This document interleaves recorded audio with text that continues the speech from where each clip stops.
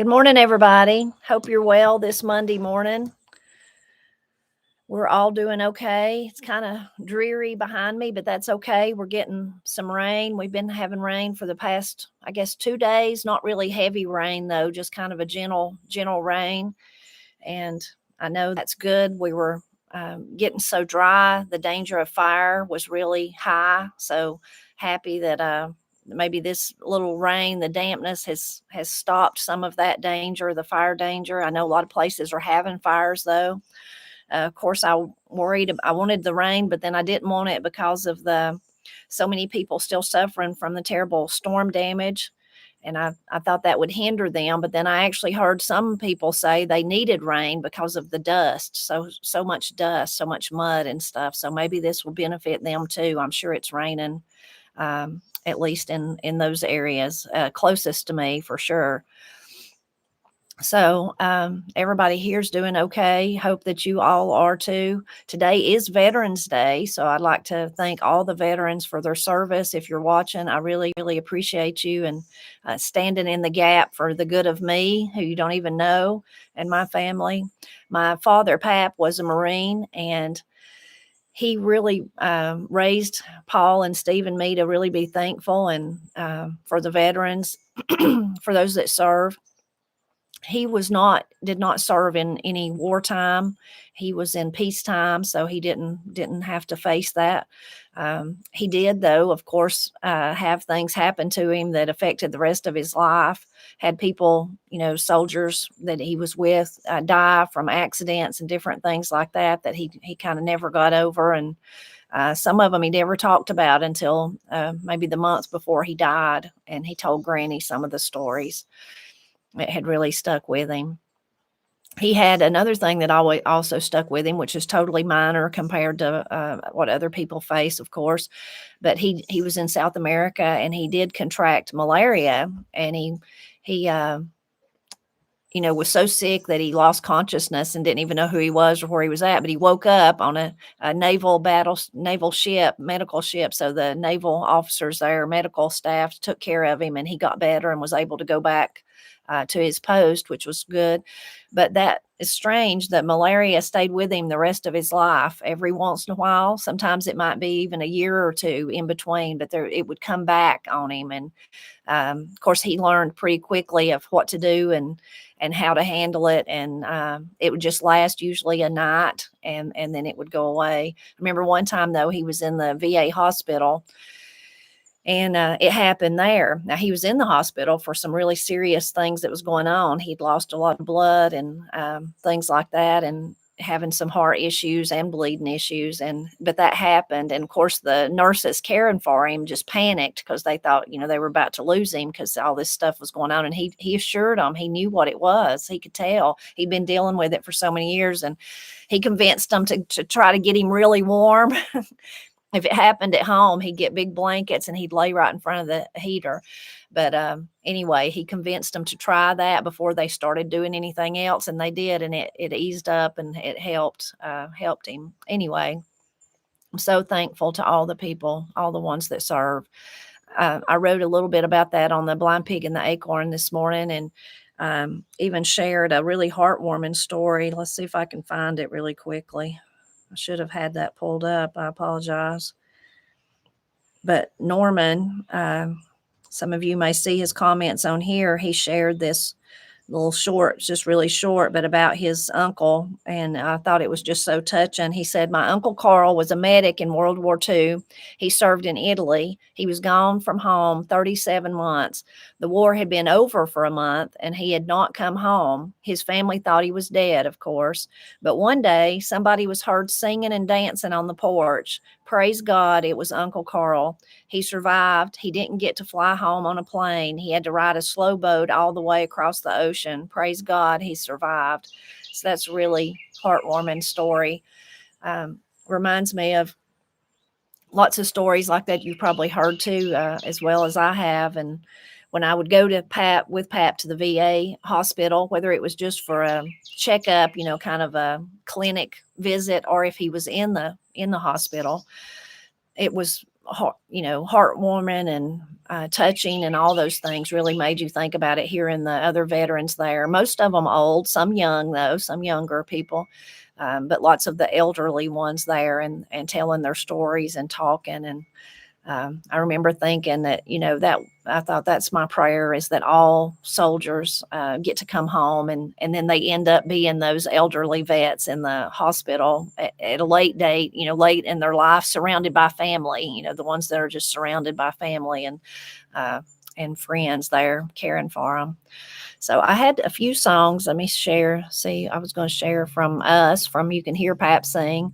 This is really a really heart touching, heart stirring one, From Mother's Arms to Korea. If you've ever heard that one, Louvin Brothers song, that's Paul and Pap doing that one. And then the other one is way more upbeat, but still very touching, is Thank God for the USA. So, and it's also talks about those that serve. So you can check those out if you want to.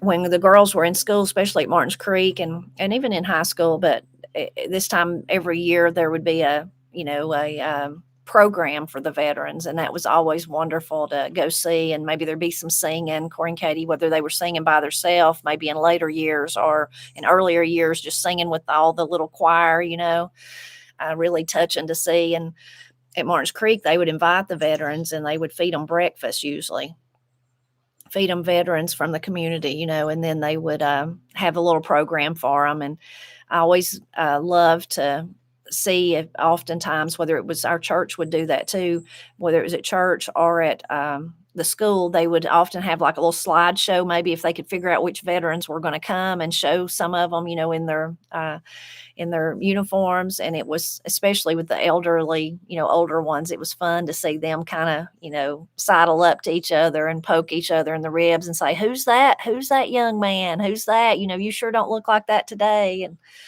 anyway, lots of fun. Of course, I can't think about those at Martins Creek without that I immediately get the flag song. What is the name of it? I wish I could find it. High Flying Flag, May She Ever Wave, that one. Anyway, lots of good memories there, and I really am thankful for all the veterans and what they've done, like I said, for the good of me, standing in the gap in the past and today, the ones that are serving today. I'm very, very thankful.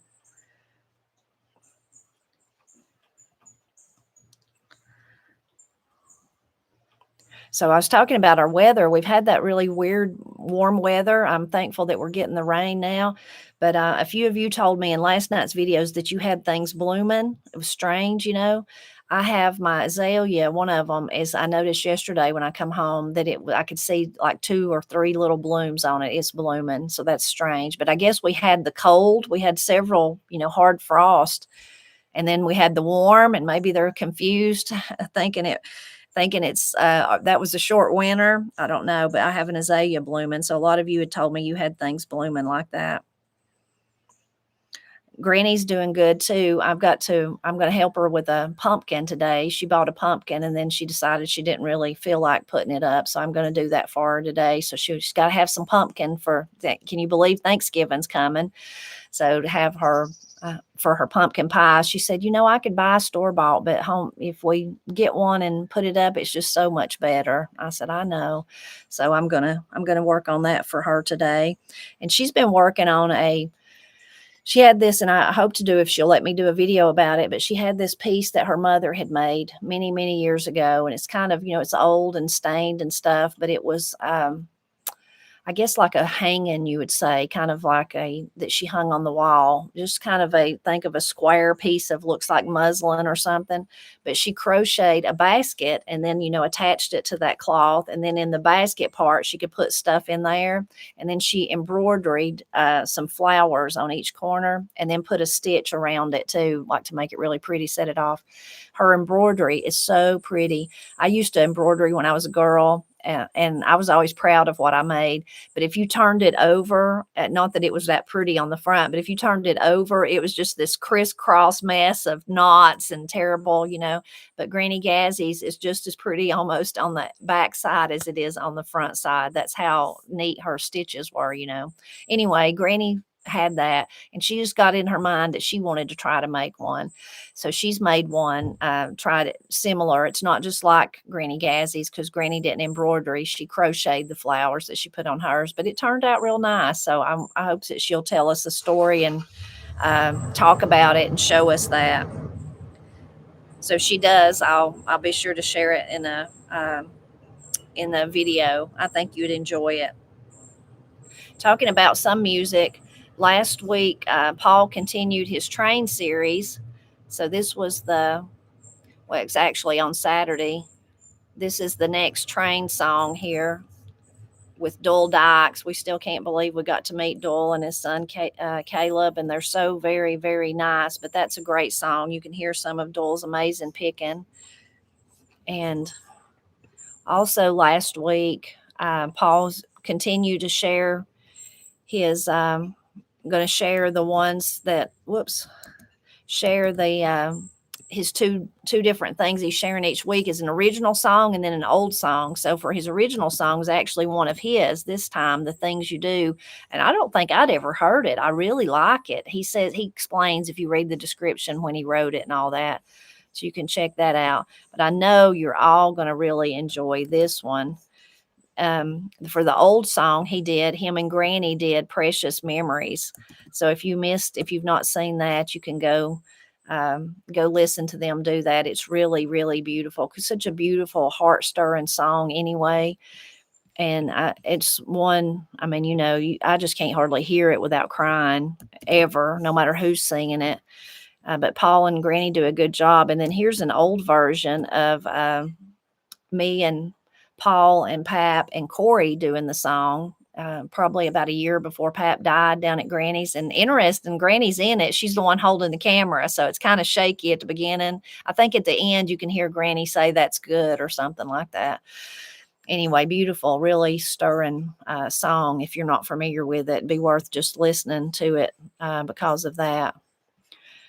Let's see, I was going to put Doyle's YouTube channel in there too, so that you could go and he does a great Sunday song, sing-along Sunday sing-along, I think's the name of it. I may be wrong about that. But it's really nice. You can go and hear it. And he's got some other wonderful picking in there too. He's just an amazing guitar picker for sure, and just so nice, such a nice person. See, Greg is asking me, he has a few videos. Greg, look on our channel, or maybe I can, I'll put a link in the description below when I'm done. He has one or two, at least one, where he shared some of his favorite knives. So I will do that. Of course, I wanted to talk, as I've been doing, a little bit about the storm victims. I don't want people to forget about them. It's just tragic. And it's like I've said from the beginning, it's not going to be over in just a few months. And that's just our human nature. We forget about stuff, and we move on to the next thing. Of course, we've all got busy lives and all that, but it's going to take literal years for people to recover. And things won't ever be the same in many places for many people. And of course, those that have lost loved ones, but lost their homes, and then all the treasures they had in their homes, thinking about those precious memories and things like that. So I want to continue to remind people. And of course, I keep saying, but it's true, the most important thing we can do is pray for them. Pray for every need, financially, comfort, peace, guidance of what they're supposed to do, all those kind of things, shelter, all those, the needs, the tangible needs, and even the needs they can't see because they don't know what's going to happen with their lives. Are they going to have to move? Are they going to, can they build back there? All those kind of things. Even I talked about it a little bit last week, even the ones that didn't lose their house, now their road is totally destroyed. How long is that going to take? What are they going to do? So many things they're facing. Please, please, please continue to remember them. I'd shared a few of the videos from the Geo model, I think's his name, but here's another one that just he just put up, and he actually walks and shows some of the debris flow. Geologist Philip Prince is his name, and when you see this, I mean, and this is way up in the mountains where nobody was hurt, but it's where it started, where it started. And when you see the damage, if you go watch that, it's just, I can't even comprehend it. And he was, I don't know if this was an accident or if he was really smart by doing this. He does all the talking, but there's somebody with him, and usually they're way ahead of him. And so then when you see that person, you can see a person in the, ahead, and in that whole destruction there, then you can really see the scope of it. It's just unbelievable. And he explains, about he's a geologist, so he talks about the rock and the trees, and he points out on the trees, even up there, how high the mud is. And I can't imagine, but that shows you, just that you think about all that coming, and it just kept coming and kept getting bigger and kept getting bigger, of course, until it did get down into the settlements where people were at. This was one that was really interesting, I thought, because this shows, like I said, that it's not going to just go away. It's going to be a long, long time. Now, if you're like me and you're familiar with Asheville, you'll probably recognize some of these places, but this is one, and you can see the video was made on November 4th. So November 4th, and you look at that and see the destruction, and you just can't, I just don't know how they'll recover. And like I said, it's just such a wide area. It's not like one little county or something. It's just so much of Western North Carolina, East Tennessee, I know, and in Georgia and South Carolina and Virginia and West Virginia and Florida, of course, all those places also were also just affected, but when you see, like I said, just watch that and then think November 4th, so long after that. This was one that I found, I don't know, I guess because I've watched so many of them, and it's the last one I'll share with you, but it's also in Asheville, and it's a video, and it's showing the massive amounts of trees, like from an aerial view that are just pushed over. It's just, you just can't hardly comprehend it. But it talks to one homeowner that her house was not damaged, but she talks about they were there, and it's just a miracle. When you see it, it's a miracle, absolutely. So you can watch that one. And then, of course, when you think about people, about helping, we want people to continue to try to help where they can. Like I said, the most important thing you can do is pray, and prayer works, and it doesn't cost you anything. And lots of people are held by commitments at home. They can't go help, or they're not able, but you can pray. That one I just put in there was Deep River Farm.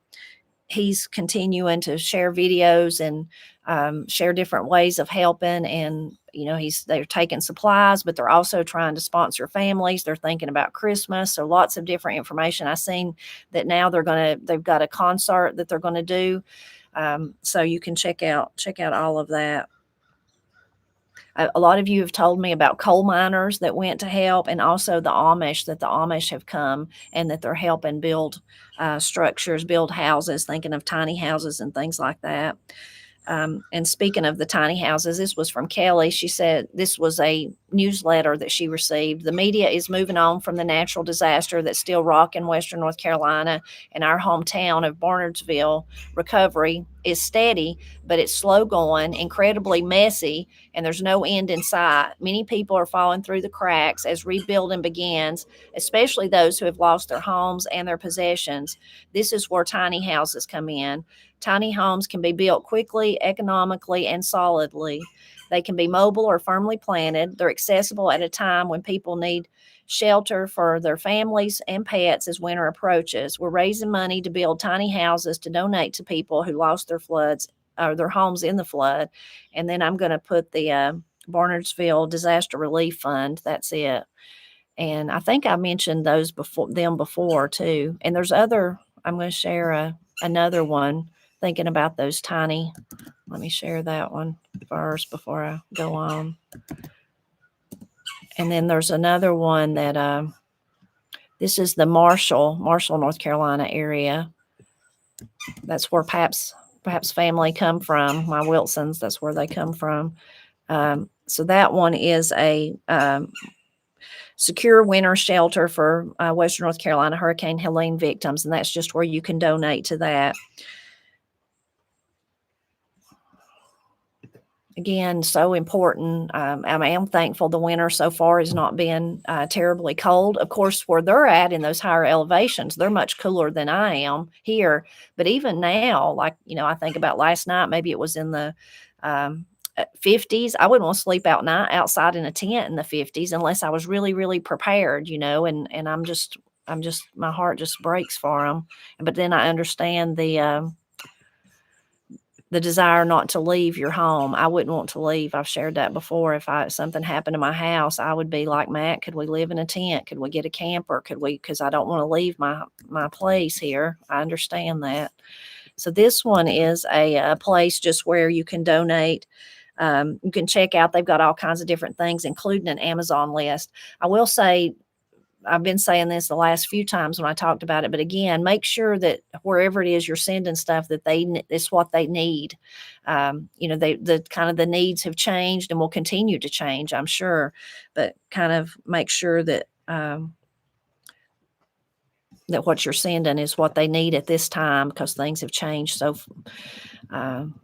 so as people have donated, and there's been so many donations, which has been so wonderful, but things have changed. This is one I shared last week, but I'm going to share it again, is Restoration Church, and you can check out all the stuff that they're doing.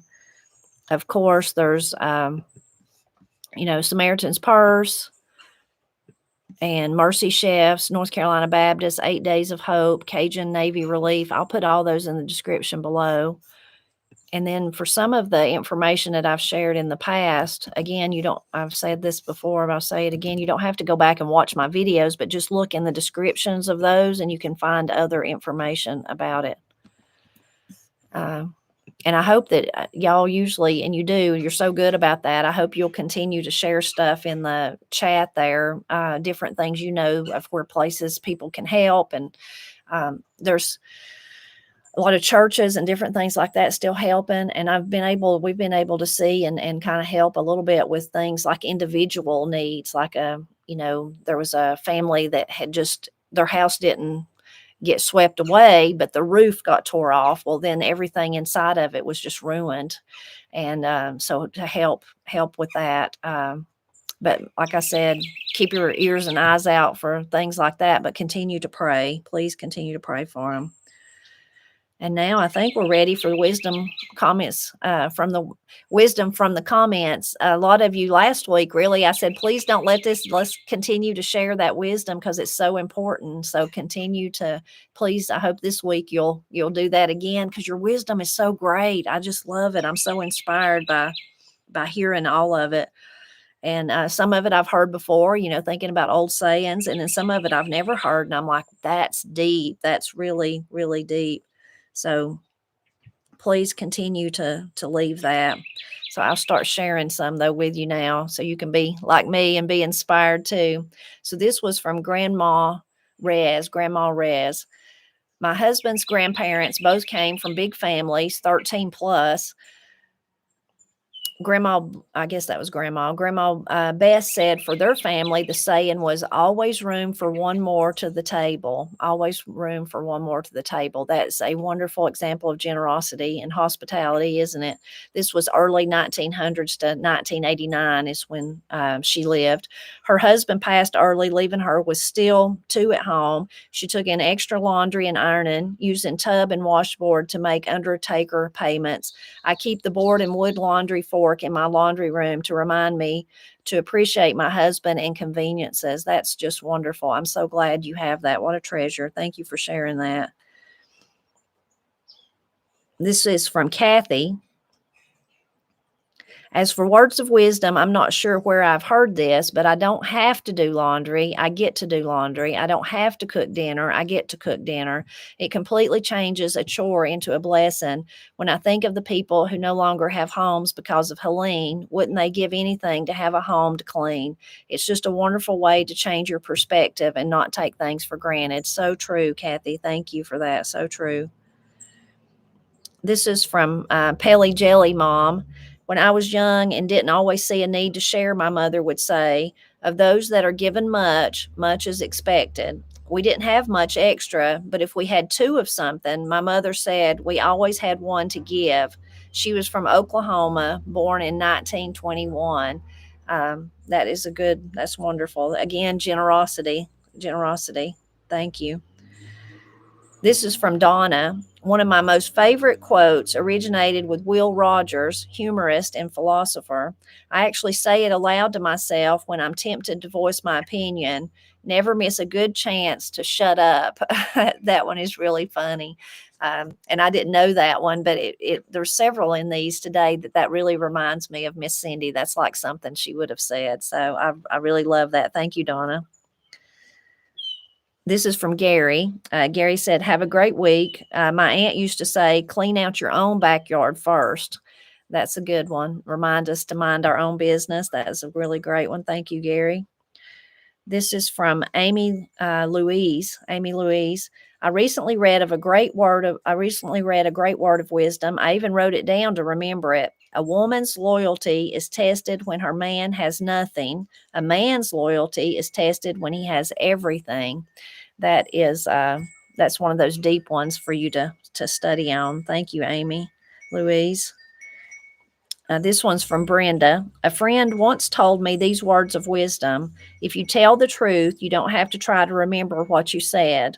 I believe a similar quote has been attributed to Mark Twain. That's true. If you just go forward telling the truth, you don't have to remember what you said. It's like the tangled web we weave when we first practice to deceive or first attempt to deceive. I can't remember that part. Y'all have to tell me. Anyway, if you do practice dishonesty, then eventually that web traps you for sure. Thank you, Brenda.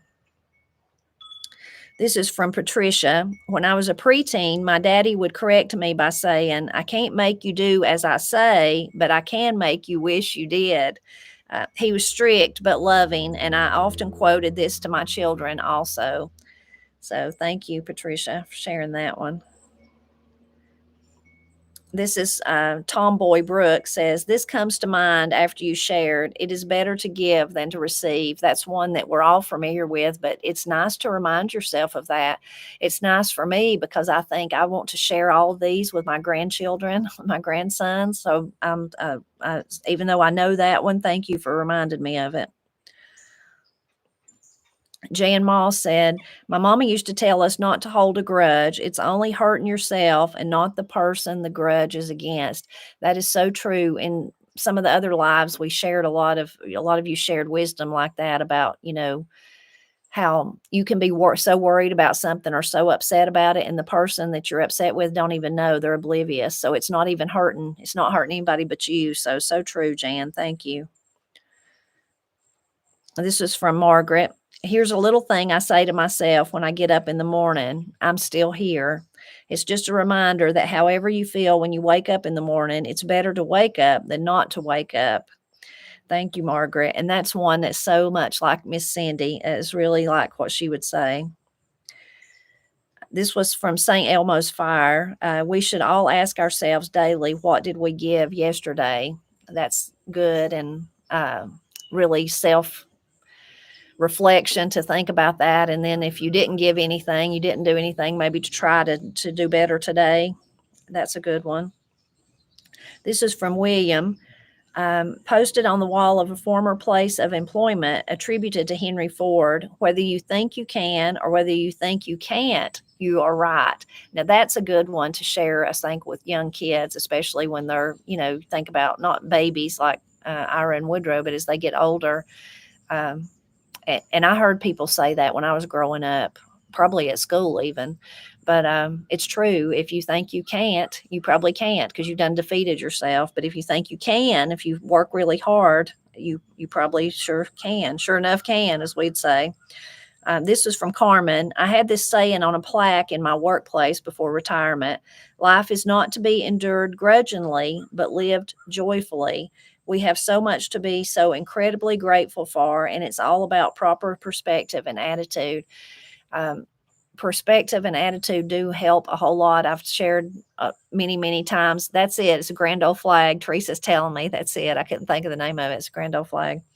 But so many, I've shared this before, but Pap really taught me and Steve and Paul to be grateful and to always focus on the things we did have or the things that, we were blessed with. And then we wouldn't be so upset about the things we didn't have. And it's so true. So true. Thank you, Carmen. This is from Yvonne. I think it is Yvonne Pierce. My husband's grandmother, Nanny, used to tell me every time she saw me, gal, don't do your washing on a holiday. You'll wash somebody out of your family. She's been gone for some time, and I can still hear her tell me not to wash clothes on a holiday. Love and prayers. I've heard that one too, but I didn't really hear it until I guess I started writing on the Blind Pig and the Acorn, so nobody never said that in my family, but it is very common. So many people have told me that you, especially on New Year's Day, you don't want to wash clothes because you'll wash your loved ones out of your life. It's the old folklore. This is from Deborah. Words of wisdom. My mom always told me, fish and company after 3 days both stink. LOL. I bet y'all have heard that one too. Thank you, Deborah. This is from Paul Williams. My papa would tell us if we were being a little rowdy, he'd say, I'm going to bring you with me once, but I'm going to take you back home twice.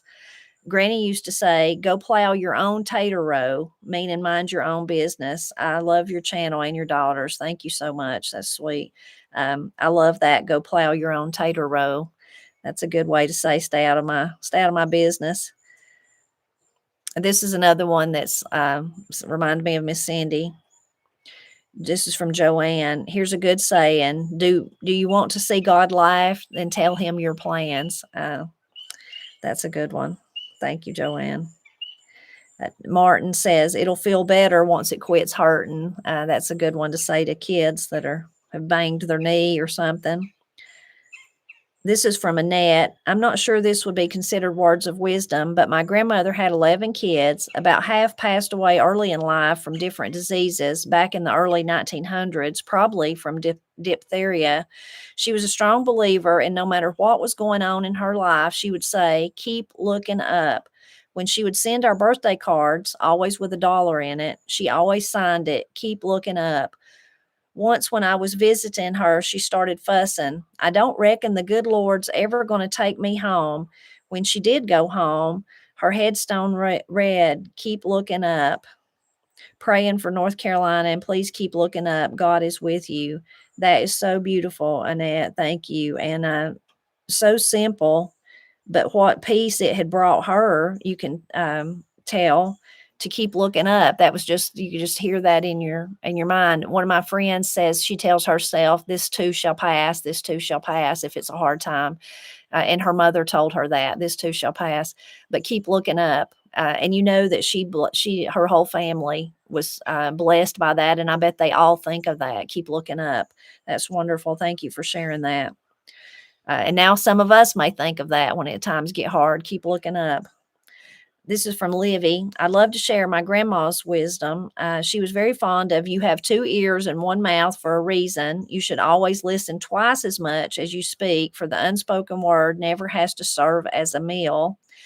To this day, I rarely have to eat my words as humble pie. That's really, really good. Thank you for that one. This is a just kind of a funny one, but still good. And it's from EPETERD. Tipper, it's not exactly wisdom, but I remembered a funny thing my grandmother would say when we stayed with her. If we didn't pick up our clothes, she'd say, don't hang up your clothes on the floor, LOL. That's really funny. I think probably a lot of people could use that one. Don't hang up your clothes on the floor. This was from, it's cut it off, but Ned something. Use it up, wear it out, make do or do without. Make it do or do without. Let me read that again. Use it up, wear it out, make it do or do without. And I bet y'all have heard that one. I have too. I've heard that one. And it's just a good way to live, a good frugal way to live. So I really love that one. This one was from Robert Ritchie. Says, thanks for all you do to help and share. my granddaddy would say when someone was in a situation of some kind, he or she is going to need help to let loose. That one's really, really deep, and I've been thinking about it ever since Robert left that. Um, Sometimes you do get yourself in a position, go back to when we was talking about how you're really focused on something and worrying about the same thing over and over, and maybe the person, if it's like a relationship thing, the other person don't even know you're worrying about it. Or maybe you're just so focused on something about yourself that you can't see past it. You can't see. So often, they say hindsight's 2020. It's so true. So often we can look backwards and see clearly, but when you're in the moment of something bad, you can't really see clearly. Maybe people around you can say, I see exactly what you need to do, and you're not doing it. Maybe something like that. But that's true. He or she's going to need help to let loose. Sometimes we need to help each other let loose and let go, and then they can, then you can move forward and sort things out and get better. So thank you so much for sharing that one. That's really great. I'm gonna be thinking about that one. This is from Brooks. Never let your tongue override your brain. It's always good for all of us to think about that. This one was from Tony. I came across a quote I liked. How cool is it? This is really inspiring. How cool is it that the same God who created mountains and oceans and galaxies looked at you and thought the world needed one of you too? Should be uplifting to all of us, that God cared enough to make us who we are. And how wonderful is that?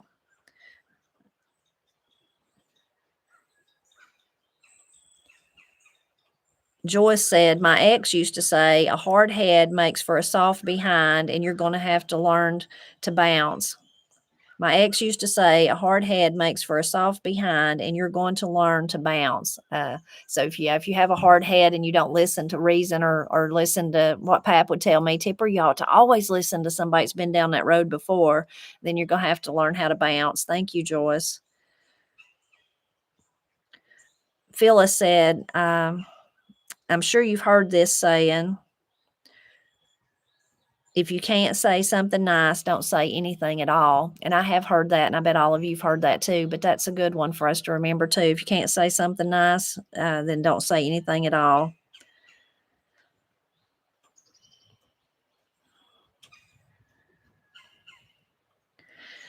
It's interesting. Every time y'all leave wisdom, it seems like there's a theme that goes all the way through them. So definitely in this set was generosity, and of course, being nice and being hospitable and all that seems like was the theme. I'm going to read one more though that takes us right back to Veterans Day, how we were talking about Veterans Day, and so thankful for everyone who served in the past and who serves today. This was from Saner 6888. During this video, my sister sent a picture of my father's high school yearbook from Bar Harbor, Maine. His birthday was yesterday, would have been 97, passed when he was 59. I'm so sorry, y'all lost him way too soon. But his motto, or his words of wisdom under his picture, was, a willing heart makes ready hands. He went in the Navy at 17, so was not in the photo of his graduation class, but came back for the veterans picture. How sweet that is. So that was his motto, a willing heart makes ready hands. I really love that. And I'm thankful, of course, for his service too. So thankful. So that was a great one to end on there. Takes us right back to, like I said, being thankful for those that served and praying for them too. I said that before. Someone had said in one of the videos, well, it's not just people in Western North Carolina and East Tennessee that's hurting. Of course not. There's people hurting all over the world. Some of you had told me about the terrible flooding in Spain. And then we know there's been tornadoes in the Midwest and just all kinds of things. Then there's the human suffering that we all have, different things and illnesses and sicknesses and all that. But we serve a mighty God who can answer all those prayers about all those things. He loves people I never met on the other side of the earth as much as he loves me, and he always will, and in the future and behind me and in front of me and all that. really amazing to think about. And Tony's quote there, amazing to think about that he created each of us to be who we are, too. Really inspiring thing to dwell on and study on. That's one that I quote my favorite, Quace Mathers, will make you go down the road talking to yourself. So I really appreciate you stopping today, stopping in to visit with me and talk and celebrate Veterans Day and continue to help the victims of the storm and everyone else. You fellowshipped one with another in the comments. I really love that too. I'm always grateful for you to stop by and help me celebrate Appalachia. I hope you have a wonderful, wonderful week. And I love you all. Bye bye.